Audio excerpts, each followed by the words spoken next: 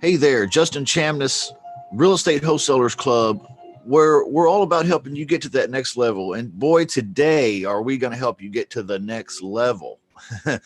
And when I say the next level, I literally mean that next level where you're making bigger checks. Maybe your first check is a big one. That's okay too. There's not a problem with that. Is that a problem to have the first check be a big one? Probably not. We have a lot of great students here at the Real Estate Wholesalers Club that are out on the West Coast and some on the East Coast and some down south, where there's lots and lots and lots of big jumbo size properties and lots of owners that have these properties. And when I say jumbo, I want you to know what I mean by jumbo. Jumbo meaning like, I think of jumbo as over 500K, but that's just the basement. We could go up right into the house, and it's not just 500K, it's 800K, it's $1 million, it's $1.5 million. I don't know, have any of you out there? I sure have, and I know some guys in the club here have too. They've really gotten some leads that they called and they're like, holy cow, this is $1.5 million property. Yeah, there's some big jumbo deals out there, and they're scary right at first because the big numbers, and it can be scary.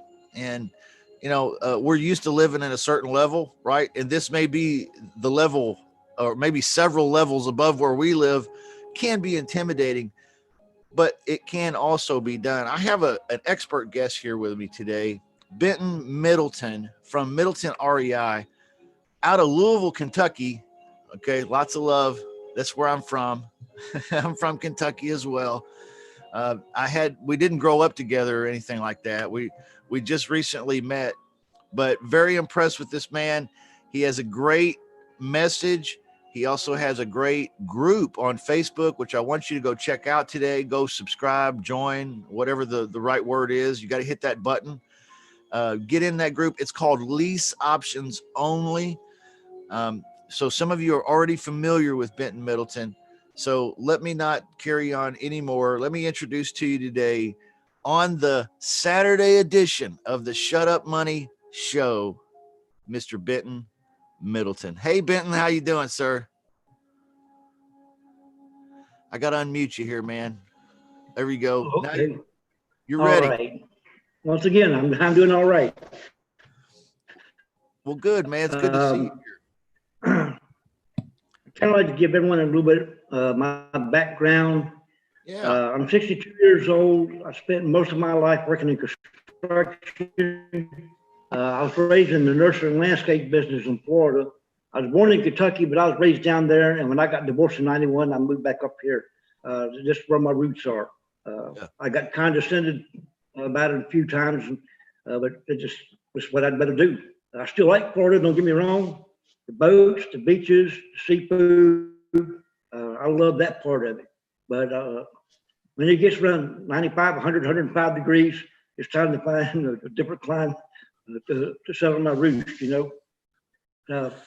Anyway, I figured real estate investing was kind of like, after I kind of got, this is about 20 years ago, I got out of construction at a time, and I was here in Louisville too, and I'm not going to say it was my fault or the economist's fault, but I was in people who were doing things for a whole lot less money. I'll just leave that open. I don't want to get political or anything, but that's exactly what happened to me. It's happened to a lot of people. You just don't hear about it. But I figured with my experience and my knowledge and expertise,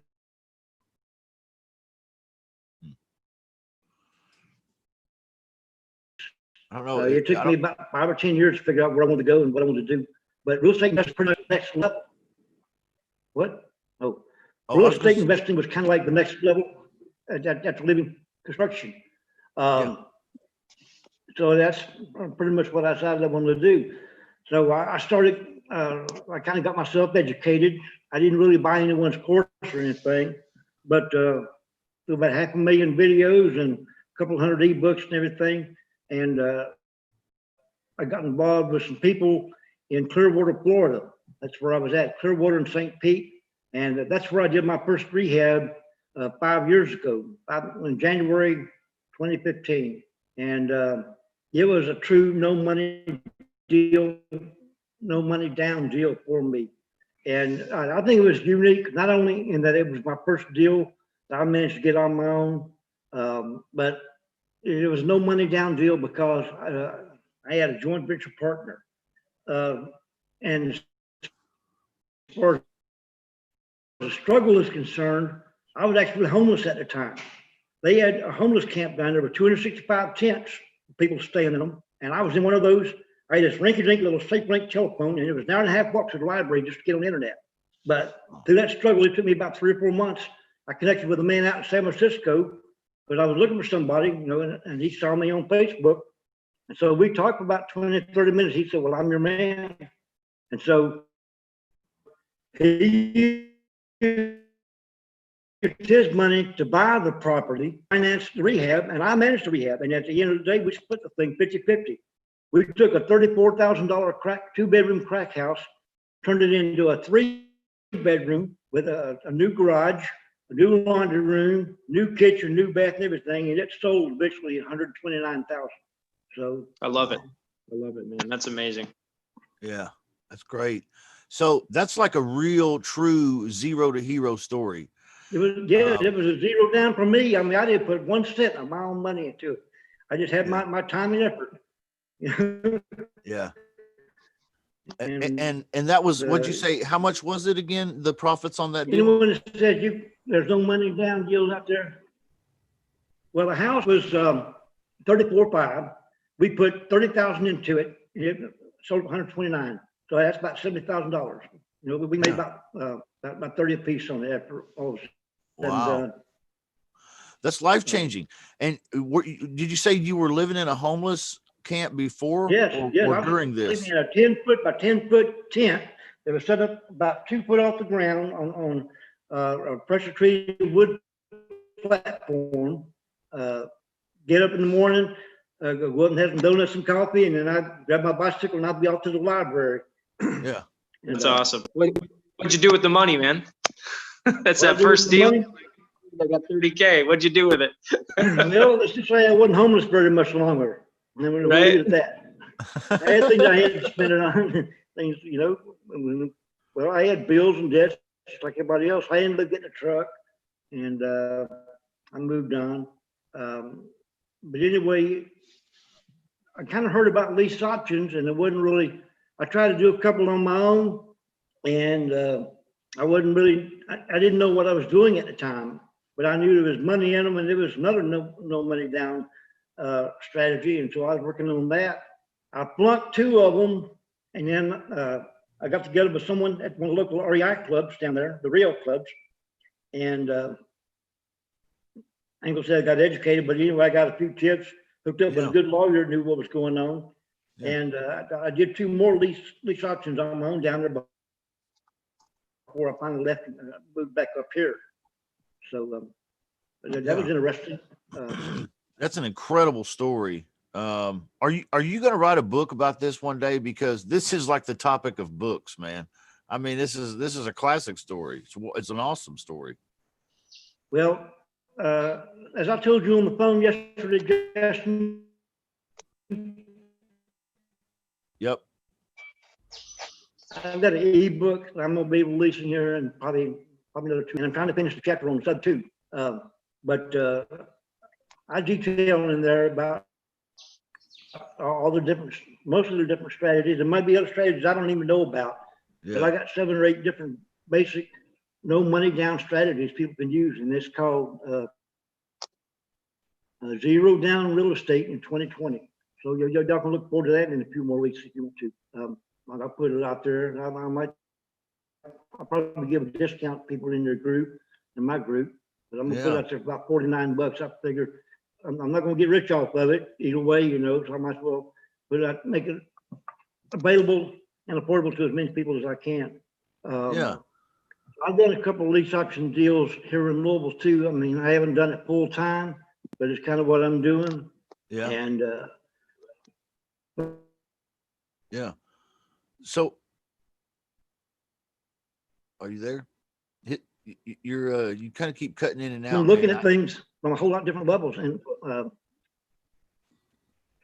tell you what, I was wanting to hang on a second. Let me.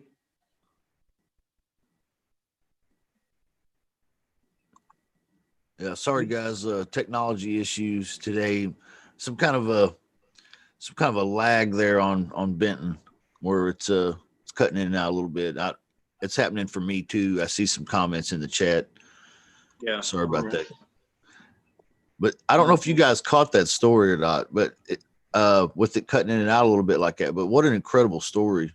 Went from a homeless camp to partnering up with a guy to do a deal, no money down, and putting about 35K in his pocket. Yeah. So how'd you find this deal to begin with? You don't hear me now? Oh yeah, we hear you now, man. Yeah.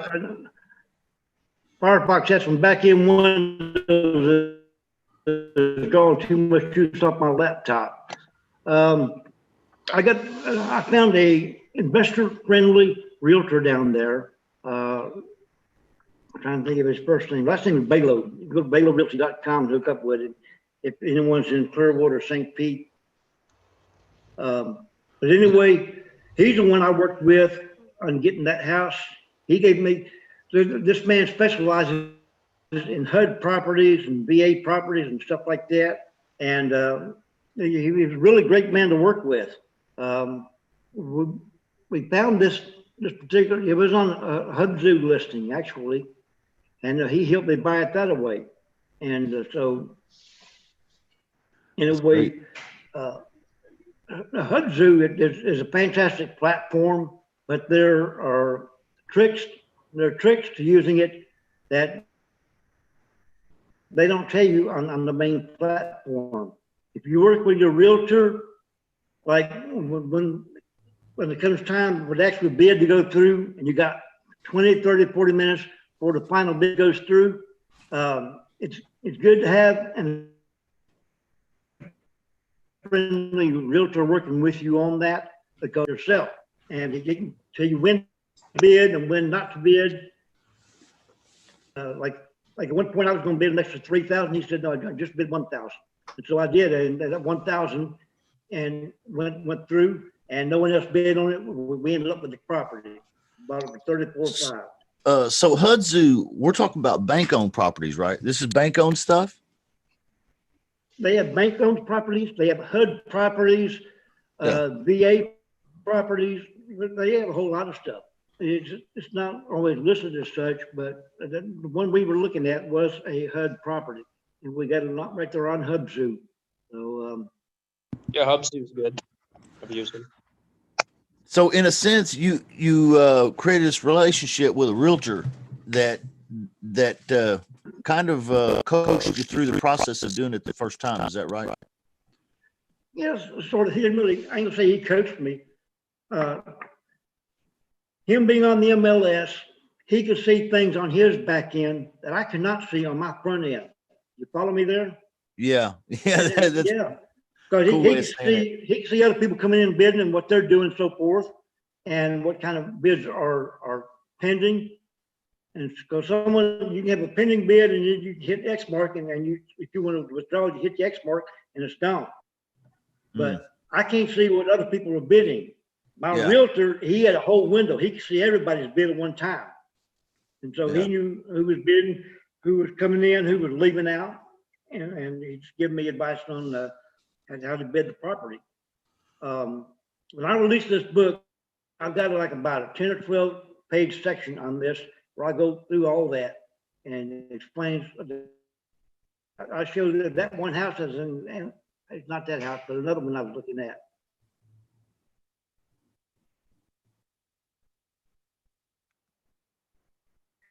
And as an example, examples I put in the book.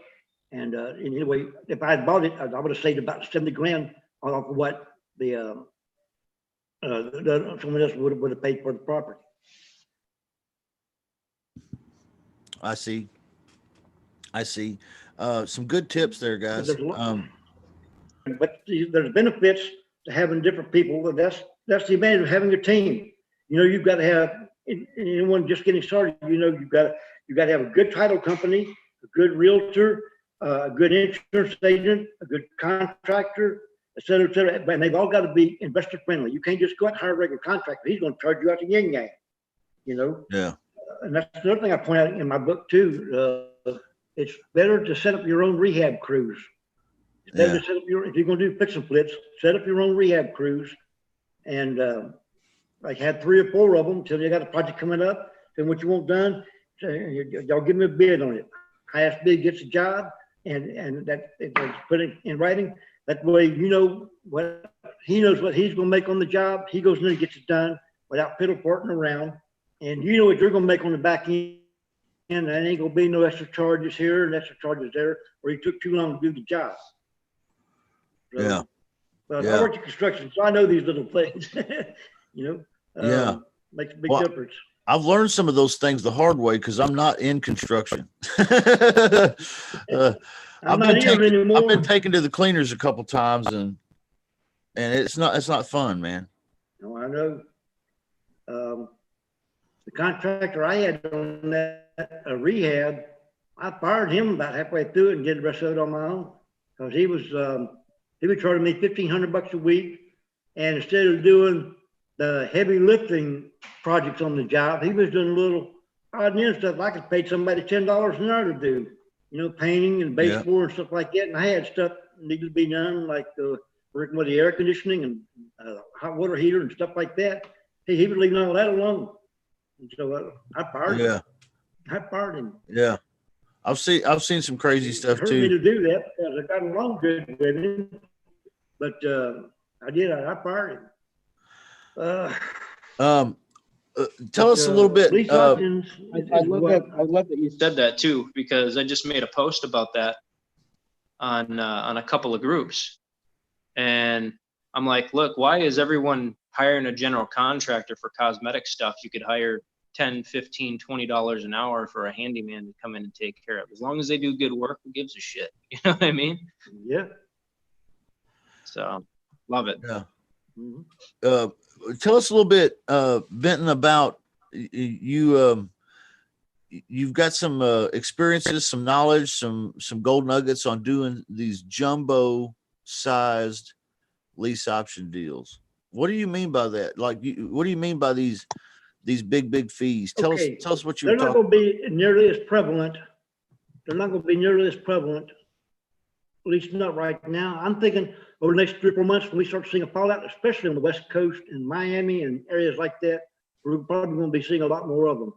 But for the most part, they're really not that more prevalent. But there are $2, $3, and $4 million homes that can be lease optioned. In addition, there's a thing called a master lease option, which you can do on multifamily, commercial buildings, and some of those can pay you a really, really nice paycheck. They might require an upfront payment to get things going, but then again, you've always got your hard money that you can back up on. Yeah.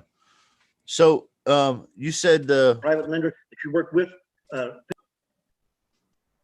Do you like those lease options on luxury properties? Is that that's something that you do? I haven't done one yet. I'm working on it, but I mean, okay. I'm saying opportunities out there. I'm setting up my structure to do that. Right now, I've got one realtor in Southern California, and from California all the way up to North California, I'm probably going to have 5 or 6 different realtors that I work with doing joint ventures with lease options. But the numbers, now, when you get up to like $1 million, $2 million, $3 million homes, you're not going to be able to charge that 3, 4, and 5% interest. All you're going to get is 1%. You might get 2 if you're lucky. But you mean for the lease option fee, for like the lease option fee? 1 to 2% lease option fee? 1% option fee. Yes, a 1% option fee on $1 million home, that's going to be 10 grand. That's pretty nice paycheck. Sure. Yeah.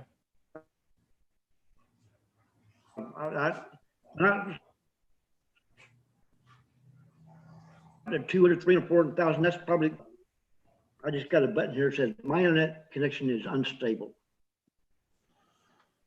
Yeah. Yeah, I don't know what's happening there, Benton.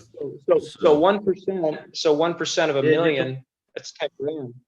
$2 million, you know, property, 30 grand, you know, that's not bad. I mean, if you can get the seller, you know, to take, you know, take 1 or 2 months rent down, that's still a great, you know, paycheck. Right. But now, But here's the way you're gonna make your big money on those high dollar lease options. Right now, there are a lot of areas in the country, and California is full of them. I got a list that was printed back in October, November, and it lists 50 of the main metro areas in America where properties are not fetching full selling price. Some of them as low as down to 50% or lower. Like the seller might ask $2 million per home, and best offer he can get is $1 million. So that makes it really difficult on him, you know. That's where a lease options investor can come in. So I gave an example on my in my group here a while back, a theoretical example. Say there's a young kid, he graduates medical school, he gets a job as a neurosurgeon. Say he's making $900,000 a year, $800,000, $900,000 a year. This is out in California now, where they pay a little bit more. He's looking at his beach house. He wants to buy a beach house, but because he's just starting his job, he can't qualify for a full mortgage. But he's been working part-time and intern and everything. He's got so many saved up. He's got a down payment. Now he's got a good steady job. He can make the monthly payments, the insurance and everything else, but he can't get a bank loan. So I go to this lady and say, she's got a beach house. It's worth about $2,999,000. Let's say $3 million. And the highest offer that she can get off of it is $2 million or $2.1 million. I call her up and I offer her, and I kind of explain to her, if I can get you $2.7 million for this house, would that be an acceptable offer? If she's happy with that, she might go 2.8, but whatever you get it under contract for, and then you work from there. You get a $3 million house under contract for $2.8 million, then you contract it to the tenant buyer for $3 million or $2.9 million, whatever. Anyway, you're talking about $190,000 profit equity on the back end. Say you lock him in at that price. Is everyone still there? Yeah, we're still here, man. We're still here. Yeah. I'm looking at Justin Camden's window here, and it's just. No, I'm here. I'm here, man. Oh, okay. But anyway, that's basically the way you would do it right there. Now, the way I'm going to do it, my problem is Craigslist will not let me run ads out there for tenant buyers. I can't run my ads on Craigslist. Hey, you got to talk to me about that. Talk to me about that in private after the show. Okay. Because you got some tips. If you could do that, if you could run your own ads out there. But I'm not good with proxy servers and all that. That's what you're talking about. Yeah, we now do that. Sure it could be done. It's not something that I've officially put on the website. I'm not actually putting it on the website until July 1st. But yes, we do have that. I did identify that as a very sought after needed service without the ridiculous cost of advertising. So yeah, if you only need Craigslist, I can work something out with you. Just hit me up after this chat. Not a problem. Okay. So that's the hottest market for finding your tenant buyers anyway. Yep. But that notwithstanding, like I said, I was going to build up a structure. I've got one man already, and I've got 2 or 3 more I'm looking at that I was going to set up to do like joint ventures with. I get the house under contract and then call my joint venture partner out there. And this guy, he's a licensed realtor. He's on the MLS and everything, but he's in a position to work the San Diego market and the Los Angeles market. That's a huge market for him. So, but it's a huge market for me too. And out of that market right there, you figure if I only did 2 deals a month and split it with him, we each make 200 grand a month. You know what I'm saying? And there's so much out there, you know, it's not like one person's going to lock it all up, because you're not. That's for sure. Really the only reason I'm putting this out here. Yeah. That's why I'm putting it out here, just for your people. I can put it out to everybody in the country, and probably still be enough room for everybody, because it's not just California. It's about the Catskills up in New York, and you got Manhattan and Brooklyn, then Delaware, and then you got Miami down south, and Boca Raton. So there's markets all over the country that's got these high dollar homes that can be lease options. You just got to know how to talk to people. But you got to basically, you got to find people who are in a distressed situation. Now, if it's a seller's market and they're getting full price and everything, all you're going to be able to do is get your option fee. You might talk them down, 4 or 5% at the most, but basically all you're going to be able to get is your option fee. But the way it's set right now in a buyer's market, you almost, however strong you're able to negotiate a contract, but that's going to be your money. Yeah. Yeah, absolutely. That's great. That's great. What are some reasons why? What are some reasons why some of these jumbo homeowners would be in a would you describe it as a tight situation or a motivated type situation? Right. The primary one would be because of the market right now, they cannot get an offer on their homes that's close to what they want. Say they're asking $3 million for a $3 million home, even that's 2.9, and someone comes in, well, I'll give you 2.3 or 2.4, but they didn't want to pay the full price. It's when it's a buyer's market, people can go in there and do that, and you got a lot of greedy people who see this and they want to just snap all that equity. They might plan on living the rest of their life. They might plan on waiting until after the election, whatever, and things go back up, and then sell for full price and pocket 400 grand. You don't know, but if you walk in and get it under contract right now, and now this would have to be on a sandwich lease option deal. It would have to be on a sandwich option, because that's the only way you're going to get that extra 200, 300,000 or whatever. Yeah, I understand that. Yeah. So sandwiching a big jumbo deal like that. I actually have called some leads that I generated out of California. You were talking about California. And we've put some big deals under contract before. Like when I say big, I mean like million, 1.2, 850, 900,000, up to 1.5 million. And what I found is that a lot of these homeowners, even though they're more prosperous homeowners, which usually means they're a little more sophisticated, which means they're usually a little more savvy, which also means they're usually a little more comfortable with making big dollar decisions, right? So in a sense, it was like talking to somebody that has more confidence than maybe a blue collar type homeowner in a, let's say, $100,000 to $250,000 price range. But I totally 100% agree with you, Benton. These people still have problems. The bigger the money, sometimes the bigger the problems, right? More money, more problems. Oh yeah. Absolutely. Some of these people have had business transactions before that lost them 300,000 or 400,000 or $1 million or $2 million. They might be stock traders, they lost $3 million last year, or whatever. So they already understand the feeling of losing money. But then again, they might be in a position to where they bought the house for $2 million and we offered them 3.7. That's profit for them. You see what I'm saying?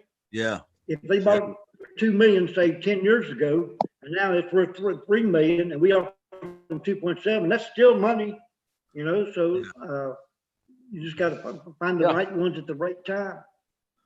Yeah, absolutely. It's just the same way if they were 150,000 or 100,000 to $250,000 ARV or fair market value. It would be the same. You know, you got to find the one that has that motivation problem, and something you can speak to, solve that problem, and offer a lease option if a lease option will solve those problems, or a sandwich lease option. And yeah, same way, big dollars, small dollars, doesn't matter. That part of the game is the same. Somebody was asking in the chat here, what's a good way to find these types of jumbo sized lease option leads? And I know my experience has been, but and I'm happy to share that. But what are your thoughts on this, Middleton? I mean, Middleton. I'm sorry, Middleton REI. Benton. I'm sorry. I go by Ben as a general rule. I go by Ben. Okay, Ben. The number one criteria is I started by looking under FSBOs. That's the main thing I look for sale by owners. If you don't find what you want under FSBOs, then you can go to pre-foreclosures or Rainforest. Yeah, pre-foreclosures. Yeah, foreclosures is good. That's an interesting one. Properties that are expired. Expired properties could be a good one. Yes, expired properties are a real good one. You got to realize, guys, too, those high dollar properties have probably been on the market for, several months, maybe a year, haven't sold because, how hard is it to sell a property in the $1 million to $3 million range? The buying pool is pretty low as far as a retail buyer is concerned. That'll go up a lot more, right? If you can get the payments reasonable and the down payment or lease option fee reasonable, then your buyer pool can significantly go up. But yeah, couldn't agree more, man. That is a great list for that as well. Yeah, I imagine it is. They put their houses on the MLS, $2 million, and nobody bought it, right? That's what we're talking about. Mm-hmm. Nobody bought the $2 million MLS listing. And so now, yeah, they're a motivated seller, or maybe they're in pre-foreclosure, or maybe they have some other motivation, who knows? Maybe they hit the lottery and they want to buy a bigger house. I don't know. I'll tell you another reason why these folks. I'm sorry, Ben. I didn't mean to cut you off, man. I was going to say that people in that kind of income range are probably more motivated to, they're under more pressure to save their credit than someone is trying to move $100,000 house that's in pre-foreclosure. Yeah. I bet that's 100% accurate. Concerned about it. I'll tell you another thing about the wealthier class homes. They are more interested in being able to do something creative, because in the high dollar ranges, that's not an uncommon thing. It's not an uncommon thing for them to buy something using owner or seller finance or some type of creative solution. And so it's not unusual. Whereas if you talk to somebody that has a house that's $150,000, well, this might be something brand new to them. They've only bought a house one way, and that's going down to the home loan guy.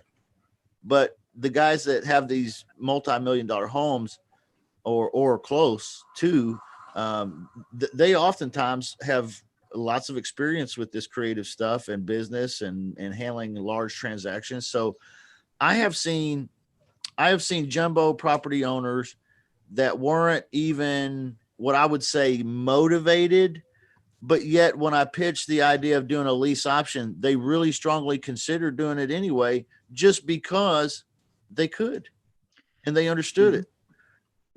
I mean, how crazy is that? Something they had done before, that they want that experience. Yeah. Excuse me. Are you open to questions? To me? Hi. Either one of you. So I guess my biggest question is, what happens if the tenant, the multi-million-dollar home tenant, doesn't make a payment? Am I responsible for making that house payment? that's where you are if you want to keep the deal alive. When you do a lease auction, the seller is obligated to sell if you want to buy, but you also have the obligation of not buying if you don't want to. If situations or conditions come up that make it difficult for you to buy the house, that would be a situation to where if you didn't have another tenant buyer lined up, you'd have to work something out with the seller and just tell them, I'm sorry, this didn't work out. What about in the middle of the lease, 5-6 months in, and they stop making payments, but you're still obligated for the lease? No, Yeah. no, you're not obligated for a lease. Yeah. You- See, it's there's a lease- couple different. On an assignment, you mean, right? Right. I think I right. was thinking of a sandwich lease is what I was thinking. Yeah, on Oh. a sandwich. Yeah, it's different on a sandwich than. I mean, there's a couple ways you can do it. On an assignment, you could basically set it up to where, yeah, your end buyer, they're responsible for the payments, right? And that's standard. But let's say all of a sudden that buyer, flakes, right? And they got to move. Something happens, they can't do it anymore. They've paid a $30,000 or $60,000 lease option fee. Who knows? I don't know what the value is, but let's just say 30K down. Well, depending, and you'll have to look back at your numbers. How long did it take me to sell that deal? Was it 60 days, 90 days, 120, right? Does it make sense for you to float payments, get that buyer out of there, put another buyer in? Does it make sense? Even if you're not in a sandwich situation, will the seller come back to you and give you another opportunity to put another buyer in there? So you just kind of got to weigh that, really weigh that out. How difficult was it to find that buyer? And if it was pretty straightforward and it's a high-end market, that might be worth it. You would not be obligated to do it though. So if you didn't have any interest on it, you could just, that's not on you. But if you're in a sandwich situation, then yes, you would still be responsible, or never do a deal in your personal name on a sandwich lease. Always do it in an LLC.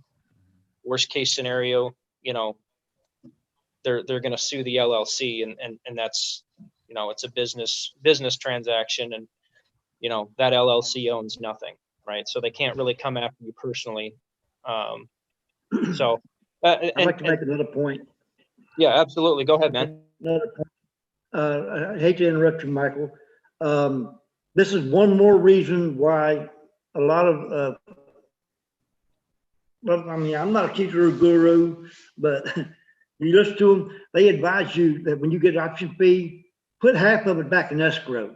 Take Right. 50% of it right off the top, Right. put it back in savings, just for the emergency situation. That way, if the rest of your business is going paycheck to paycheck when something like this happens, you're not stuck in the bind or end up, facing lawyers and everything. Right. You just go with an escrow and then write a check out of it, and you're covered until you find another tenant buyer. Yeah. Exactly. Guys and gals, that is exactly the truth right there. You can do these big deals like this if you don't mismanage your business and spend all the option fee, right? Let's say you collected a $30,000 option fee and you go out and you have a big night, you celebrate, and then you go to Vegas for the weekend and you really celebrate. Next thing you know, pay a couple bills and you're broke again. You've put yourself at risk here in a sandwich lease option, because if that homeowner, if that tenant buyer misses a payment on a sandwich lease, you might have to come up with 30 days, maybe even 60 days, while you're getting them out and putting someone else in. But again, when you put the second tenant buyer in, you're also looking to collect another big check. So if you put back some of that money, or if you're in markets that are not quite so expensive and you've got a decent income and a nice little emergency slush fund or something, you're pretty stable. It's safe to do these sandwich lease options like that. And you can make a lot of money doing it the second time around. I've done lots of deals the second time around, made a lot of money the second time around, and happy to do it. solving that same homeowner's problem again the second time. It's really fun. Plus you sell it at a 10, Some 5 people or might, 10% higher some people might price. get upset. Go Some ahead. people might get upset and try to walk away from it. Something like it happens, but you got to think about it. If you got a deal where you got $300,000 in equity sitting on the back end, you're just going to walk away from that, smack it. Right. You Yeah. need a wake up call. You got to, if it's another payment, you need $3,500, $4,000 come up with that payment. You're going to find a way to make that payment because you got that 400 grand waiting on the back end, or 300, Yeah. whatever it is. Yeah. Sure. I know I would. I mean, Yeah. worst comes, it'd be worth paying hard money when they're, something on that. Just keep that thing going until you find another tenant buyer in. And like you said, if you get another $30,000 check up front or whatever. Yeah. Yeah. Yep. Absolutely. Any size deal too, man. That's the beautiful thing about it. But Apply the strategy. there are more of those out there that probably, I'm gonna say it's a segment of the market that's probably highly overlooked because most people think it's easier to go out and get, you say, within $150,000 to $300,000 range. That's pretty much the nationwide average as far as the range that people and doing lease options in America stay with. Yeah. Within that range right there, that's the range I like to stay in. Maybe 275, something like that. But when you start talking about 500,000 and $1 million homes and everything, I'll say there's quite a good market out there. Not as big as what we generally work with, but it is out there. You just got to look for opportunities. It doesn't hurt to make an offer. Worst you can do is be turned down. But if you can make like 10, 15, 20 offers a week on something like that, and one of them turns into a deal, you got something going on. Yeah. Yeah. Is there any other questions here while we're talking about these jumbo size deals? That was a good question too, Alex. Thank you for asking. I hope we fielded that question for you to your satisfaction. Anybody else got a question about this stuff? It's an interesting topic today. Interesting topic. Anybody want to speak up? Well, we're talking high dollar, not to change the subject or whatever, but as far as regular wholesaling and rehabs and fix and flips, there's a huge market in that too. It's pretty much untapped because most people don't want to go there. But when I was before I left St. Pete and Clearwater, I had a friend down there who was a wholesaler. Him and his wife actually they wasn't really married, but they were partners. They only did luxury properties. The lowest priced house he would work with would be 800,000 to $1 million. But at that time, and I don't know what it's like right now because I haven't really looked into it, but I know for a fact he showed me one deal he got. He sold it. I think he contracted it for like 400, 425, and he wholesaled it for 650. And the person that bought it from him rehabbed it, put about 150 in it, and it sold for 1.2 million. That's a 400 grand spread right there, 450 grand spread in about 6 months' time. It takes just as much time to do a $2 million deal as it does to do a $200,000 deal. But Right. Yeah. You just need to have access to the funds, and then you got to have. And here's the thing: do you think he was happy to pay the $250,000 assignment fee? Well, I would be. yeah. If I'm making 400 grand, Well, the person that bought it to actually rehab didn't know what his assignment fee was. He bought from 425. There's $225,000 what he made on the deal. The wholesaler made $225,000 on that one particular house. Exactly. He does 3 or 4 of these houses a month like that. He does 3 or 4 of them a month. So, and Wow. He does that year round. Yeah. Yeah. I love it. We got some questions in the chat here about how to find the buyers tenant buyers for these big size deals like this. Oh, by the way, guys, any of the jumbo deals that I've run across have been found on actually Michael Batista's system, wherever he is in the Brady Bunch circle here. Yeah, it was theautomatedrei.com. That's how I found him. Just doing, which is basically in a nutshell, just doing some text blasting. So Right. scraping Zillow, Craigslist, doing some text blasting. But I think a good point was raised here by Ben. You know, these bigger properties, like what I've seen happen too in some of these properties is you take a look at it or you get pictures and you see that it's a, you know, let's say it's a, I don't know, I'm just going to pull a number out of my hat here, 5,000 square feet. And then it has a basement, but it's unfinished. Well, you know, there's things that can be done to take that basement and turn it into livable space that counts, right? And Exactly. what happens when you add a den and a bedroom and a bathroom and maybe another, you know, maybe a movie theater down there? What happens when you do that? The price goes what direction, you know?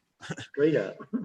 The value does. So yeah, creating large spreads is actually not quite so difficult on these larger properties, because in that same neighborhood, yeah, there's $1.5 million properties for sale, and there's also $850,000 properties for sale not too far away.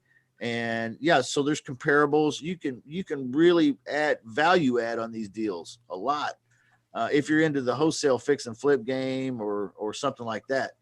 On these lease option deals, Ben was telling us the way to cash the big checks is to do the sandwich lease option. So when you take your down payment, you don't spend it all. You put some back in reserves, but you ride that term out with the tenant buyer you find, collecting that monthly money.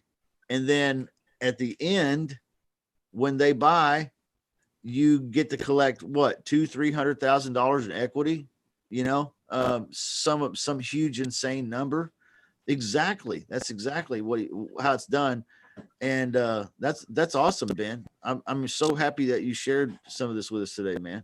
I would also like to point out too that there are several resources online, and you may know some of these too, where you can help.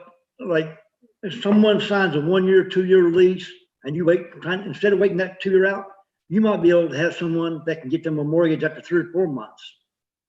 You know what I'm saying? Yeah. And if you can get someone, the sooner you get them to cash out, the sooner you get that check. Right. Yeah. Exactly. Yeah. So let's talk about that's an awesome point, but let's talk about how to find tenant buyers for these jumbo size deals, because I never did get that question out there.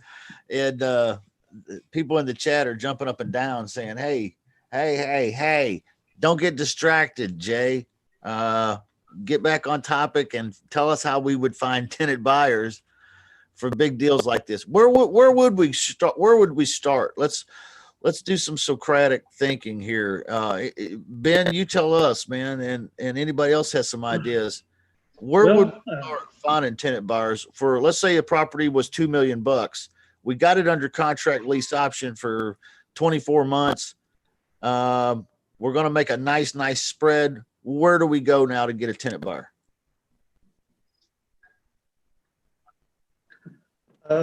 Several places you can go. If you want to spend a little bit of money, you could get your list off list source, look for people that are looking for homes. You could, I'd say your closest and most immediate though would be have a network of realtors or brokers. Because that, as Michael was saying, you got your cards, you got people that get turned down. That's mostly what you want right there. The people who get turned down for, if they get turned down for a traditional mortgage, they want to buy a house and can't get it because they can't get a mortgage. Yeah. That's what you do in lease options. You find those people. Yeah. What are they making? And that's the main reason I was setting up a network of realtors out there, so I wouldn't have to sweat that end of it. I just focus my efforts on finding the properties and then call my man in Victorville and say, hey, I got one in San Diego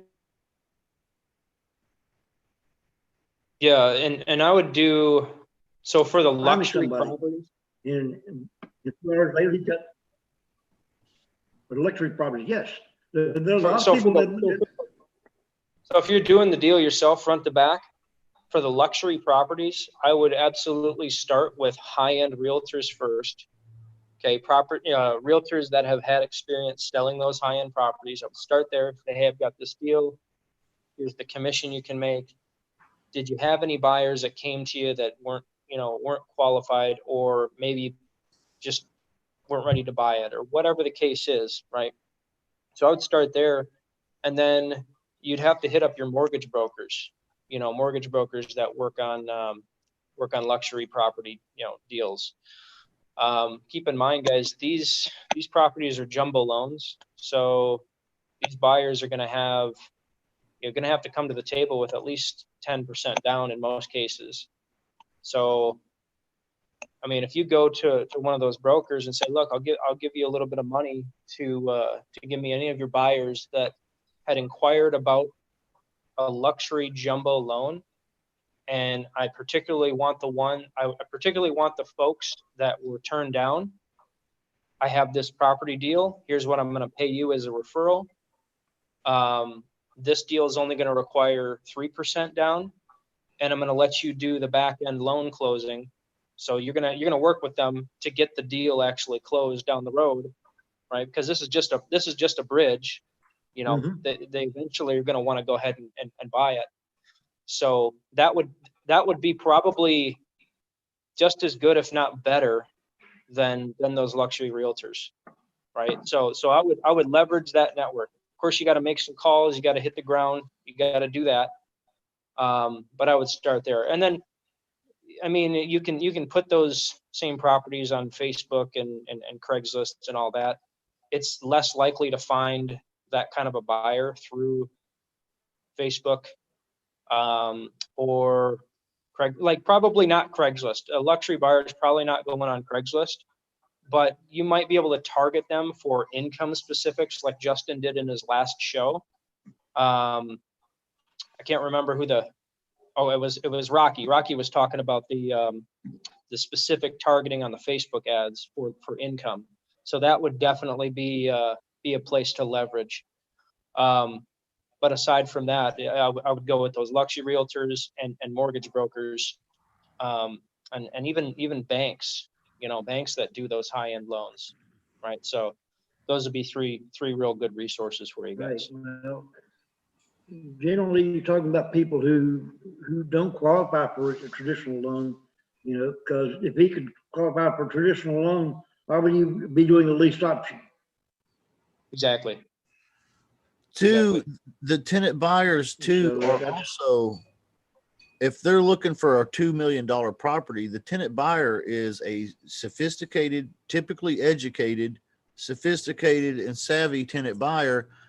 And oftentimes, guys, these tenant buyers are going to be thinking like the wealthy think, and cash today, because cash is king, right? So cash in my hand today is better than me putting cash in your hand today.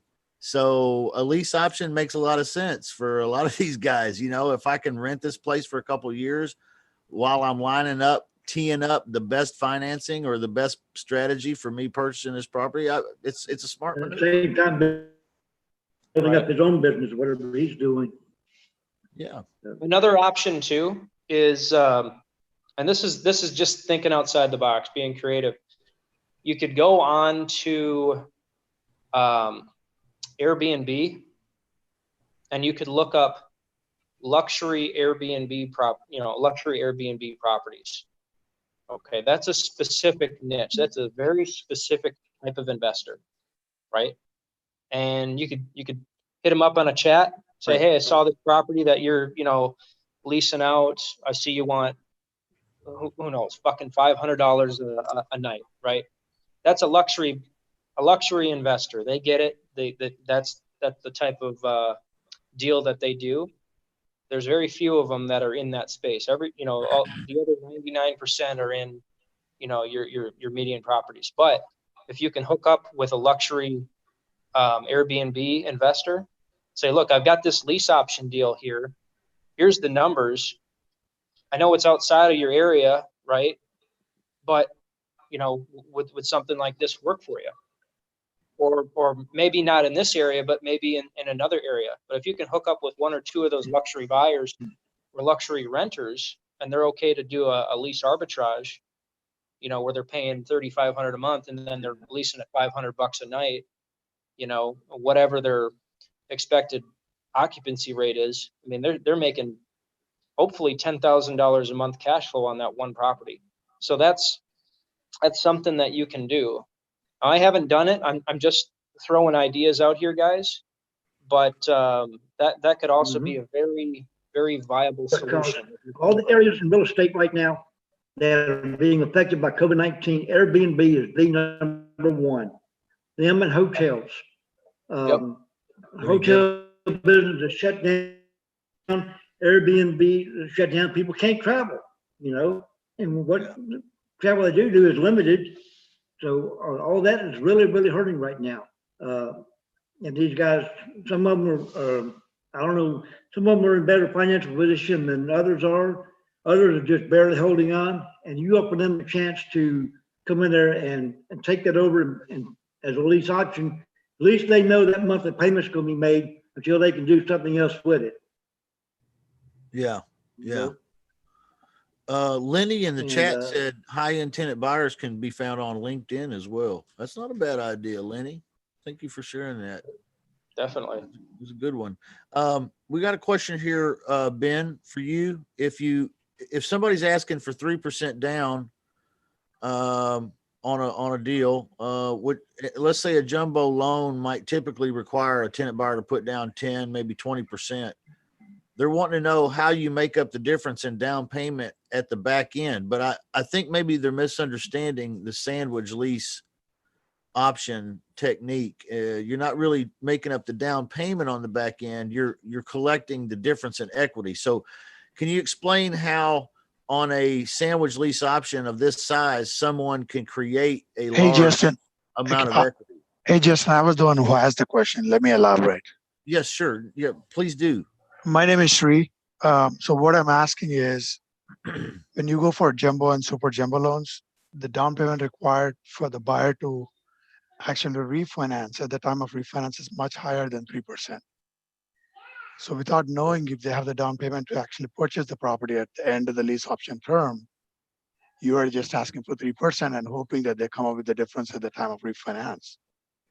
I would rather get the down payment up front and give the share whatever the owner needs to get and whatever I need to get paid up front, and they work on everything else.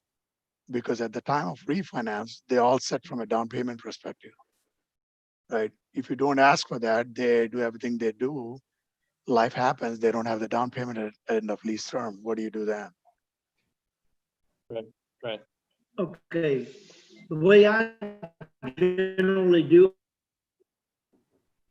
lease option period, and this is controversial in the industry because some people see it my way and some people see it a totally different way.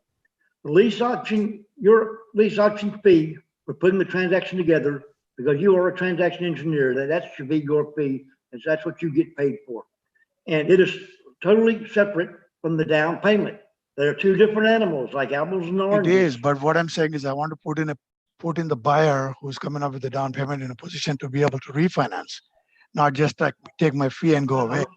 Let me finish, I'll explain that. The buyer may not have the full down payment at the time. If he did, and his FICO score is up, he wouldn't need me in the first place. But what I generally do is like say, okay, let's say on not jumbo loans, but let's say $200,000 house.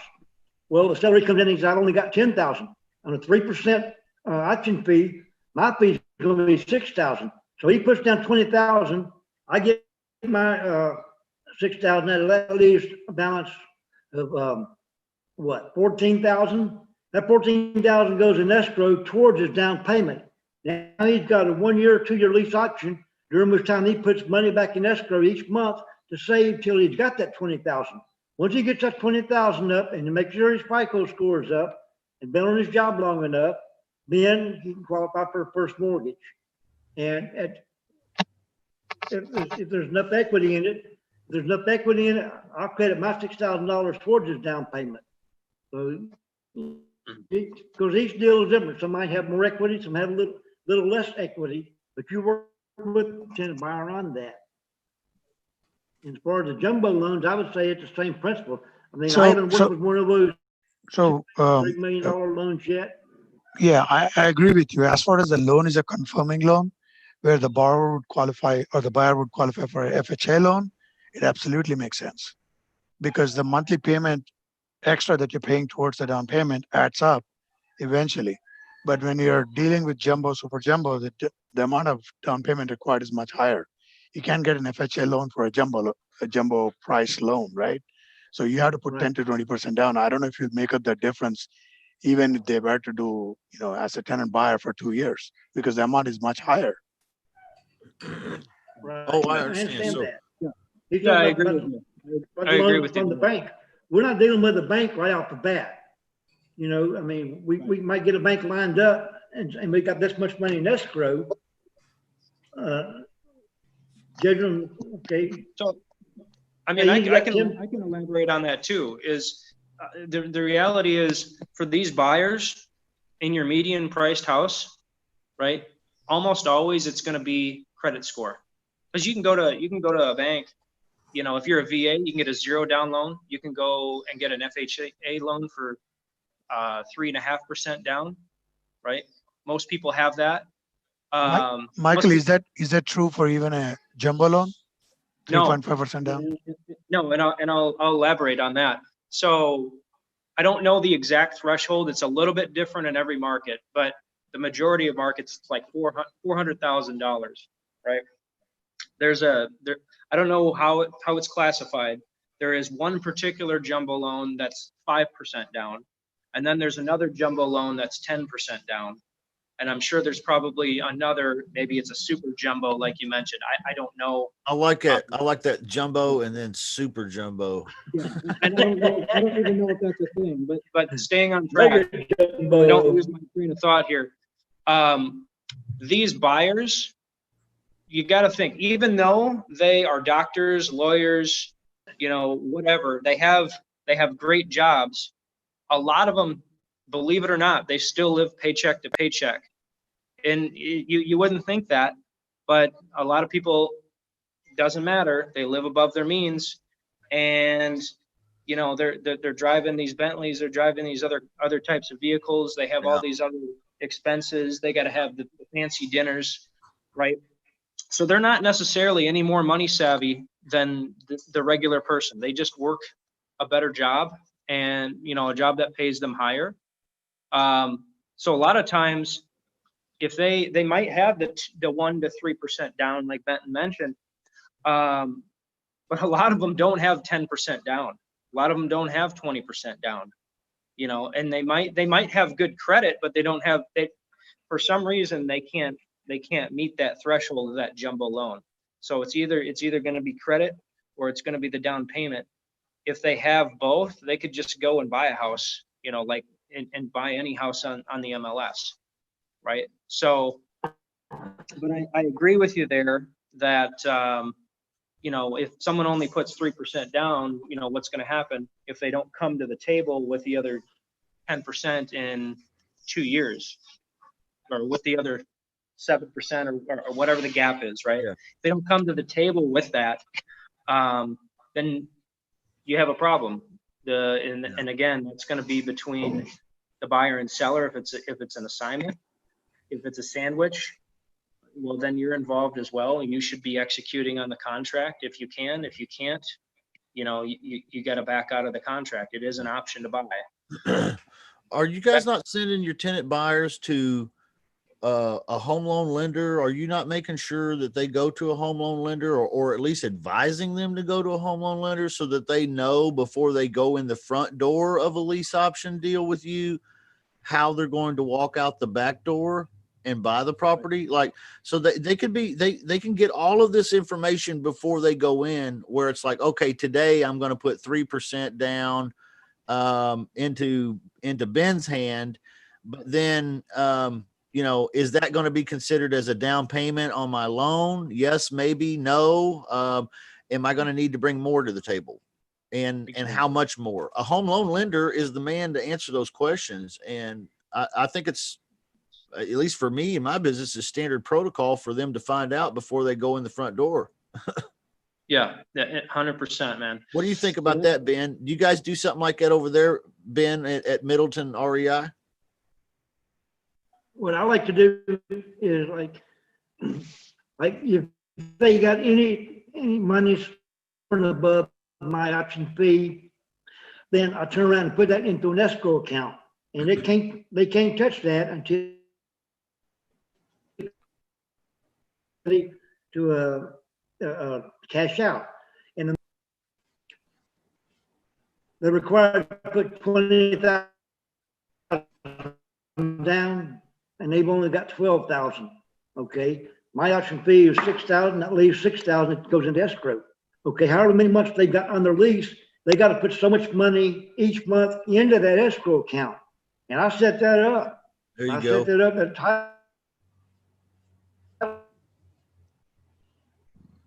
Yep. Or with a mortgage company, it was money. I really don't. Yeah. So there's a strategy for you. He was cutting in and out a little bit. Ben was talking about setting up, if you know the amount, you talk about setting up an escrow account, and they make deposits into that like they make the monthly rent payment. They'll also be making deposits into their into the escrow account, which will save up down payment. Is that what you're talking about, Ben? No problem with that. If they got a problem with that, then you need to question their integrity towards actually following through with the entire lease option.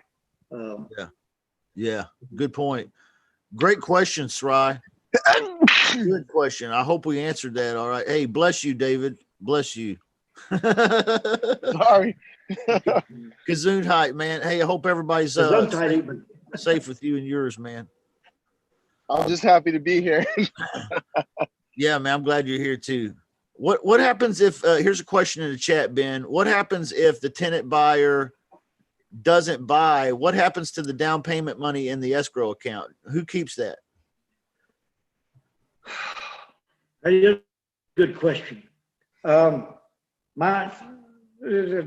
would go back to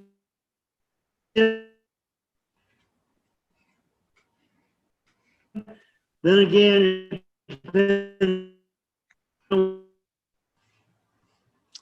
arrangement you have with the seller. The seller might want part of that out of something.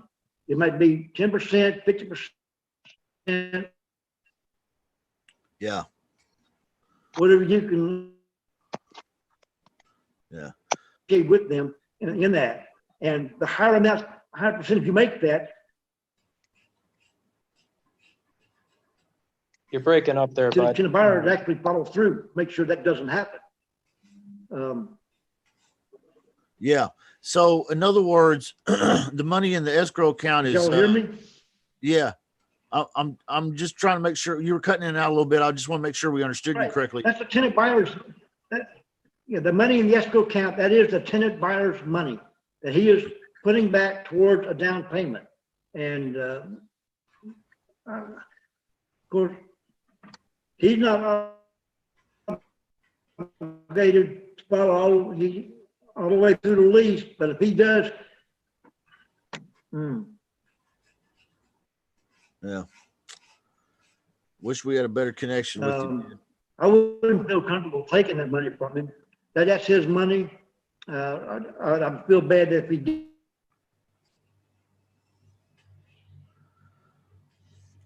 Of course, it's non-refundable. As I get that right up front, half of which I'm gonna put back into escrow. I mean, and my own escrow account. Yeah.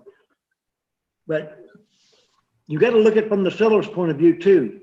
The seller's got a $200,000, $300,000 house sitting there. Someone rented it for 7 or 8 months. they didn't get nothing out of it. Except maybe over and above what was on the mortgage, where they got their mortgage payment covered, but they didn't make anything out of it. So I would say it would be only fair and equitable to the seller that you made some kind of arrangement where if they defaulted on the lease, somewhere down the road, that they would so much money per month would be allocated towards reimbursing the seller for their time. Yeah. Yeah. When you said a minute ago that when you get the option fee up front, you take about half of that and you put it in your own escrow account. We out here in the club, some of us are chronic overthinkers. And so now everybody's thinking, okay, how do I get an escrow account? Okay. you just mean your savings account, right? You put it back in savings. Yeah. You don't spend it. Yeah, your business savings, the savings for your LLC. Well, it is an escrow because once they finish the lease and everything, that'll be your money then. Yeah. Be free and clear. As long as you don't have no incidents or anything where you have to make expenditures out of that, it's your money. Then it'd be those. And as long as it's an escrow, it's non-taxable too. That's another thing. So if you get, say, a $10,000 option fee and you put $5,000 of it, you only got to pay tax on the $5,000 until you get the other $5,000. Yeah. Yeah. Oh, that makes sense. What an incredible story you have, Ben. Glad you're on with us today. Guys, go check out his group. He's got a book coming out here in a few weeks, and it's going to have a lot of good information. It's going to have a good story in it too. Everybody's got a story. He's got an interesting one. It'd be worth checking out. So I'm gonna make that available to folks to pick up when he's ready to put it out there on the market. But before we wrap up today, anybody got any more questions or anything they'd like Ben maybe to answer for you?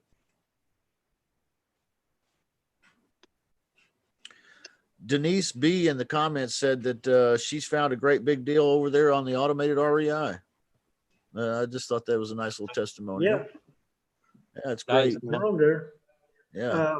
I also want to say, I don't know if any of you guys are on connectedinvestors.com. You can find me on there. Largest investors network on the planet. So Yeah, a lot of good things going on there too. Yeah, absolutely. Bigger pockets, connected investors, all of that. Definitely great resources.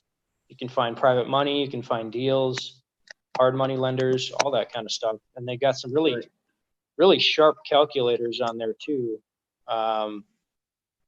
To find out what a wholesale profit would be, or a good flip profit, BRRRR strategy, whatever have you. All really great resources. Great networking place. I would say more than anything, Facebook is awesome. But if you spend a little bit of money monthly, the network on Bigger Pockets and Connected Investors. I don't know if Connected Investors has a monthly fee, but Bigger Pockets is like 20 or 30.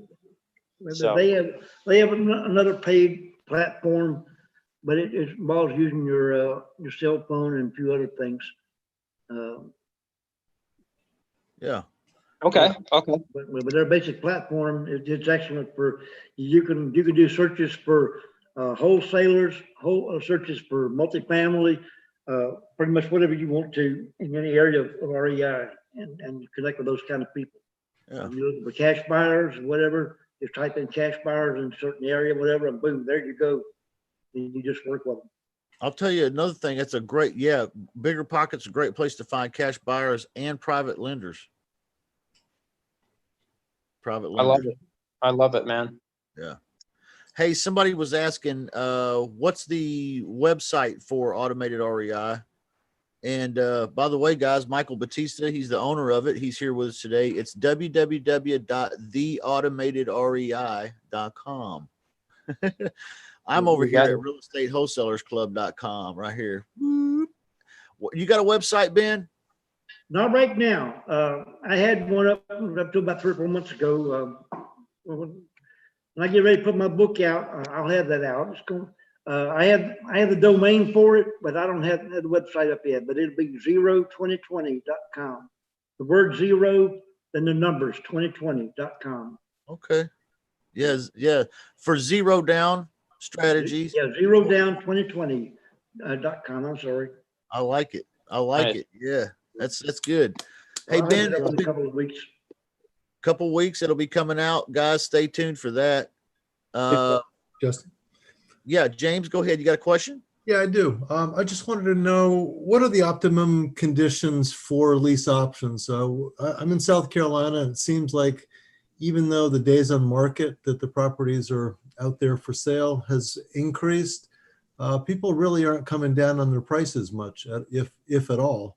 In fact, when you look at Zillow and PropStream, it shows that the market forecast is that the property is going to be going up like another 2% in the next 30 days, kind of thing. So just trying to determine whether or not right now is the best time to be doing lease options, or if we need to wait until the effects of the moratorium on foreclosures. Right now is an excellent time. It is. Right now is an excellent time. Generally speaking, you want to make sure the houses you're looking at have been on market for 6 months or longer. 1 year is ideal. 1 year or longer is really, I mean, they're almost kind of every one you got. Yeah,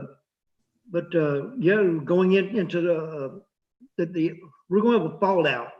It may be, we don't know exactly how big the fallout's going to be, but there's definitely going to be some kind of fallout. There's already talk, the Airbnb and hotel market is crushed right now. And behind that, you're going to have apartments, multifamily. There's going to be a big market in that for people who want to invest in that arena. But still, you need to kind of like look long term. If you go into multifamily, anything that's really, really high dollar like that, then make sure you got some reserves or some good financial backing from someone else to help you carry through, because it might last a year or two before things kind of level out back to where they were before. So that's what we're looking at right now. But yeah, but lease options, you can pretty much do them anytime. But the worse the economy is, the better they work. Okay. Yeah, that's so true. I like lease options because I can do these assignment lease options when there's no equity, and sometimes even slightly above full market value. Mhm. Yeah, you got it. Yeah. Good question, James. Anybody else have questions or anything before we call it a day here? It's been so nice having everyone with us. We've had a good sized group. We've had about 25 here in the Zoom room today, and about 15 or so watching on YouTube, and some others. 57 on chat. This is good stuff. Thank you. Yeah.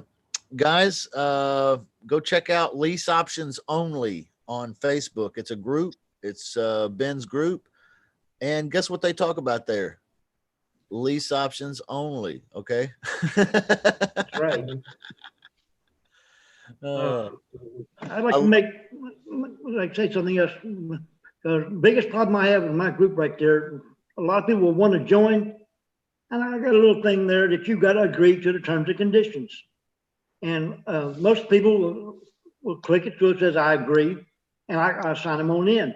Then some of them I get no response. And you'll see every 3 or 4 days, I kind of give them a chance to come back in there. No one ever does. So I just got to where if you don't agree to the terms and conditions, which mainly says that, it's lease options only. Don't post your wholesale deals. Don't post multifamily or houses for sale or whatever. Just lease options only. That's why I call it lease options only, So, Right. I wish I was that smart, because whenever I think up names, I come up with big long names like Real Estate Wholesalers Club. It's like, but you own that virtual real estate. So. it takes me forever to type it out. Yeah, I'm the virtual guy, but I have these long, lengthy names. But I wish I'd have been smart enough to just come up with something like Lease Options Only. That would have been awesome. Go check it out, everybody. God bless you. Thank you for being a part of the show today. This is the Shut Up Money Show. We do this every Saturday at the same time. Come check us out. Sometimes we have guests. Sometimes it's just me and you. If you're in my group, guys, go over there and check him out. I've subscribed recently to the group over there, Lease Options Only, because you know, there's some good posts and good comments going on in there. And you know, if you want to stay sharp, that's how you do it. You get in there and you find out what other people are thinking and doing and what's relevant and what's current and up to date. And it's a good place to get started. So we look forward to seeing you guys again, everybody. Thank you for being here. And if there's not any last comments or anything, we'll call it a day. Okay. I want to get together with Michael here in a minute, so. Yeah, shoot me a message. We'll go ahead and work something out on that Craigslist. I know you're having trouble with that. Okay. Yeah, Yeah, that sounds good. Yep. Hit him up over there on Facebook or Connected Investors, Benton, Middleton, or Middleton REI, or Lease Options Only. Also, Michael Batista at theautomatedrei.com. All right, guys. Love y'all. Have a great rest of your weekend. Please, please do your best to stay safe out there. It's a wild and crazy world. And like my mentor says, nobody deserves success more than you, right?